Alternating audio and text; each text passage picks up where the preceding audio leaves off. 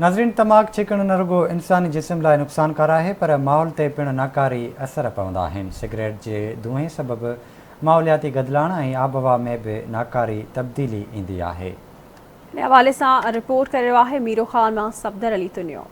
1977 ईस्वी में अमरीकी कैंसर सोसाइटी ऐं सिहत जे आलमी इदारे जे गॾियल सहकार सां 31 मई खे तमाकु छिकण ख़िलाफ़ आलमी ॾींहुं वर्ल्ड नो तंबाकू डे करे मल्हाइण जी शुरूआत कई वई। हिकु अंदाज़े मुताबिक़ तमाकु छिकण सबबि दुनिया में हर साल 6 लख खां वधीक माण्हू वक़्त खां अॻु ई मौत जो शिकार थी वेंदा आहिनि। तमाकु छिकण सबबि दिलि जूं बीमारियूं, ब्लड प्रेशर, शुगर जूं बीमारियूं, फालिज ऐं नज़र थियण जा इम्कान वधी वेंदा आहिनि। उन खां अलावा तमाकु छिकण दिमाग़ ऐं चमड़े जी बीमारियुनि जो सबबु पिणु बणिजी सघे थो। तमाकु छिकण न रुगो इंसानी जिस्म लाइ नुक़सानकार आहे बल्कि माहौल ते पिणु मनफ़ी असर पवंदा आहिनि। सिगरेट जे धुएं सां फ़िज़ाई आलूदगी ऐं आबहवा में मनफ़ी तब्दीली ईंदी आहे जेका इंसानी सिहत लाइ हानिकार साबित थींदी आहे। उन हवाले सां मीरो ख़ान जे शहर जे साञा वदन आवाज़ टीवी न्यूज़ सां पंहिंजा वीचार चयो त स्मोकिंग असांजी सिहत जे लाइ एतिरी नुक़सानकार आहे जीअं हिकिड़ो स्वीट पॉइज़न जंहिंखे चइजे, असांजो मिठो ज़हर हूंदो आहे, उन वांगुरु इहो स्मोकिंग आहे। माना जेको हिकिड़ो माण्हू मिठो ज़हर पीए आहिस्ते आहिस्ते आहिस्ते उनखे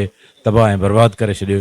स्मोकिंग जी आदत सां जेको आहे सो ॿियूं घणियूं शयूं जेके आहिनि से जनम वठनि थियूं, जहिड़ो क चर्स, हीरोइन जो बि इस्तेमालु इन सिगरेट जे ज़रिए ई कयो वञे थो, जेका शइ असांजे नौजवान, इहा बि असांजे तक़रीबन नौजवाननि जे लाइ नुक़सानकार साबित थिए थो। स्मोकिंग जेका आहे हिकिड़ी ख़तरनाक वबाई शक्ल अख़्तियार करे चुकी आहे जेका, ऐं तमाक में हिकिड़ा अहिड़ा ज़हरीला मादा आहिनि, ख़ुशूसन निकोटीन आहे जेका असांजे लंग्स ते, जिगर ते या ॿियनि उज़वनि ते कैंसर जो माना असरात रखे थी, कैंसर पैदा करण में।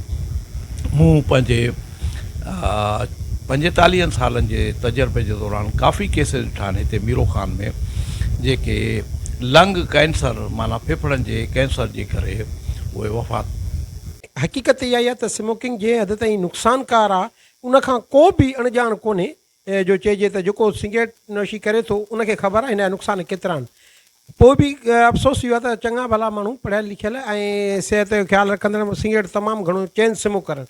ऐं हिन वक़्तु जेको ॾिठो वञे थो त पाकिस्तान में वॾे में वॾी टैक्स जेका आहे सिगरेट ताईं मिले थी, छो त सिगरेट तमामु घणो हले थो।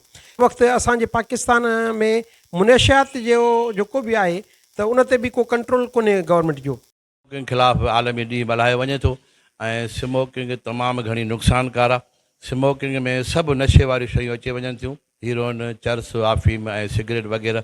अॼुकल्ह जे नौजवाननि में सिगरेट पीअणु हिकिड़ो फैशन थी वियो आहे जंहिंखां परहेज़ करणु घुरिजे, छो त इहे नशेदार शयूं सिहत लाइ तमामु घणो नुक़सानकार आहिनि ऐं सिगरेट बि सिहत खे बि नुक़सानु पहुचाए थो, माशरे में बि इंसान जे इज़त खे धकु हणे थो। माहौल दोस्त समाजी ज़िंदगी, सेहतमंद मुआशरे ऐं सेहतमंद सरगर्मियुनि जी वाधवीच लाइ ज़रूरी आहे त तमाकु छिकण समेत हर क़िस्म जे मंशियात ख़िलाफ़ भरपूर मुहिम हलाए नौजवाननि ऐं बुज़ुर्गनि में नशे जी आदतुनि ख़िलाफ़ शऊर पैदा कजे त जीअं इंसानी जिस्म ऐं माहौलियात में बिगाड़ पैदा कंदड़ शयुनि जो ख़ात्मो आणे सघिजे। हुकूमत खे घुरिजे त तमाकु ऐं ॿिए नशे आवर शयुनि जे विकिरे ख़िलाफ़ सख़्तु उपाउ वठी नौजवान नस्ल खे तमाकु सबबु पैदा थींदड़ ख़तरनाक बीमारियुनि खां बचाए वञे। कैमरामैन नज़र अली बाबर सां गॾु सफदर तुनियो, आवाज़ न्यूज़, मीरो ख़ान।